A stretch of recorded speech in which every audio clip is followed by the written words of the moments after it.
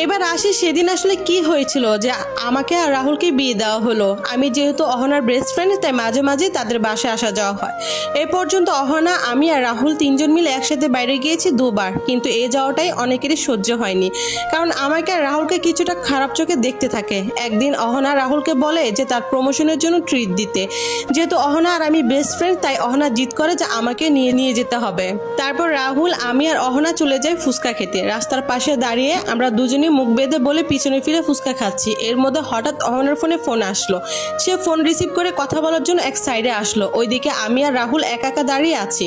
রাস্তা দিয়ে দুজন আন্টি যাচ্ছিল, ওনারা রাহুলদের বাসার আশেপাশে থাকে। ওনাদের আবার মোদের বাড়িতে আমার এতবার আসা যাওয়াটা সহ্য হতো না। ওনারা দুজন রাহুল আর আমাকে ফুচকা স্টলের পাশে দাঁড়িয়ে থাকা দেখে বলে ওঠে, দেখো দেখি আজকালকার মেয়েদের অবস্থা, বান্ধবীর ভাইয়ের সাথে ফুচকা খেতে এসেছে।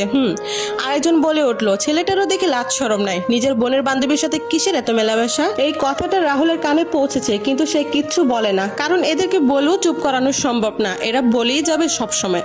4 দিন পরে আমি অহনাদের বাসায় আসি কেমিস্ট্রি বোঝার জন্য।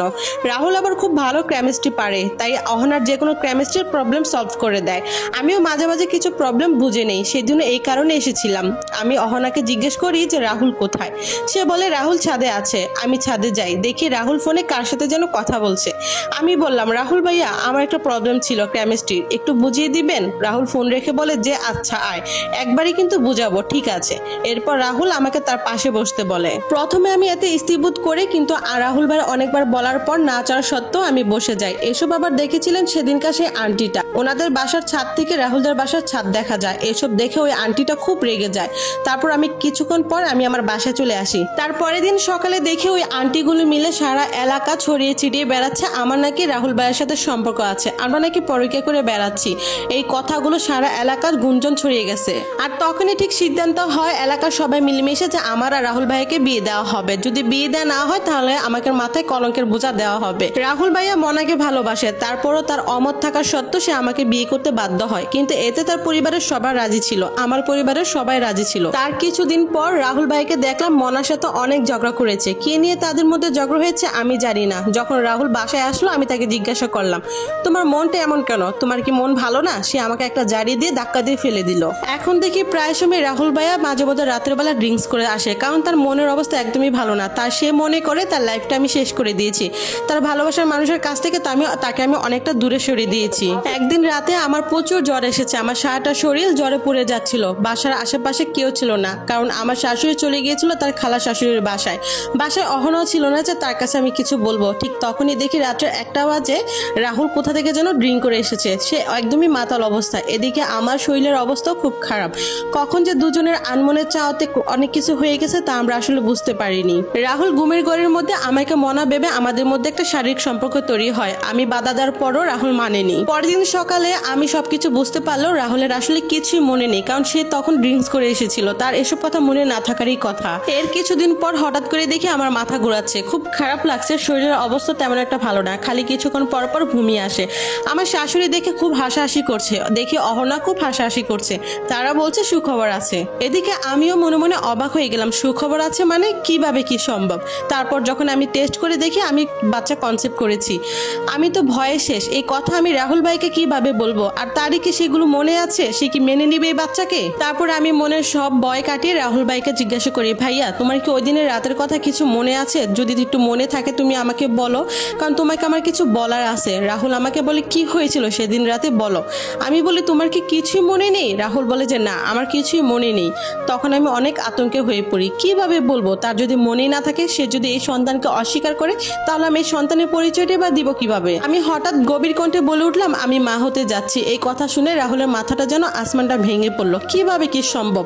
কোথাকার বাচ্চা, তুই কি বলছিস? এগুলা কিভাবে সম্ভব? আমি তো কখনো তোর কাছে যাইনি। আমি বলে উঠলাম, দেখো তুমি মনে করে তুমি আমার কাছে এসেছো কিনা। আজ থেকে 1 মাস আগে ঠিক তুমি এই রাতে ড্রিঙ্ক করে এসেছিলে বাসায়। আমি তোমাকে বাধা দেওয়ার সত্ত্বেও তুমি আমার বাধা মানোনি।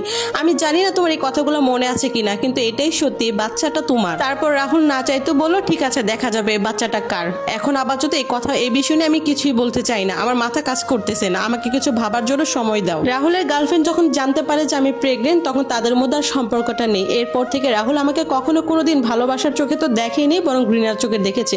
সে মনে করেছে আমি তার কাছে জোর করে সবকিছু করেছি, কিন্তু সে যে নিজের ইচ্ছাকৃতভাবে আমার কাছে এসেছে সেটা তার মনেই ছিল না। আজ বিয়ের এত বছর পর আমার বাচ্চাটার বছর প্রায় 2 বছর হয়ে গেছে, এখনো পর্যন্ত রাহুল আমাকে মন থেকে ভালোবাসতে পারেনি। তার চোখে মুখে শুধু এই ঘৃণার ছাপটাই আছে। আমি জানি না রাহুল আমাকে কখনো মন থেকে ভালোবাসবে কিনা। সারাটা জীবন হয়তো আমার এভাবেই কাটাতে হবে, এই ঘৃণা আর এই আশ্রয়হীন ভাষায়। তারপর হঠাৎ কিছুদিন পর দেখি রাহুলের অবস্থা দিন দিন খারাপ হচ্ছে। তাকে ডাক্তারের চেকআপের কাছে নিয়ে যাই। ডাক্তার বলে রাহুলের নাকি ক্যান্সার হয়েছে। এরপর ডাক্তার আরো বললো এই রোগের চিকিৎসা নাকি তেমন একটা বাংলাদেশে নেই, তারপরও তারা চেষ্টা করবে রাহুলকে সুস্থ করার জন্য। আর এই কথা শোনার পর আমার শাশুড়ি আর আমার ননদ অহনার তো মাথায় আসমান ভেঙে পড়লো। তাদের একটা মাত্র ছেলে, একটা মাত্র ভাই, তার যদি এই শেষ বয়সে ক্যান্সার রোগ হয় তাহলে তারা কি নিয়ে বাঁচবে, তাদের নাতিটাই বা কিভাবে বাঁচবে। আমি আমার জীবনের যতটুকু পারছি রাহুলের জন্য সেবা যত্ন করে তাকে সুস্থ করে তোলার চেষ্টা করছি। আল্লাহর অশেষ রহমতে আমি রাহুলকে সুস্থ করে তুলতে পারি। তারপর একদিন রাহুল আমাকে ডাকে, মৌ একটু আমার কাছে এসে বসো। আমি তার পাশে গিয়ে বসলাম। আচমকা আমার ভেতরটা জানি কেমন করে উঠলো।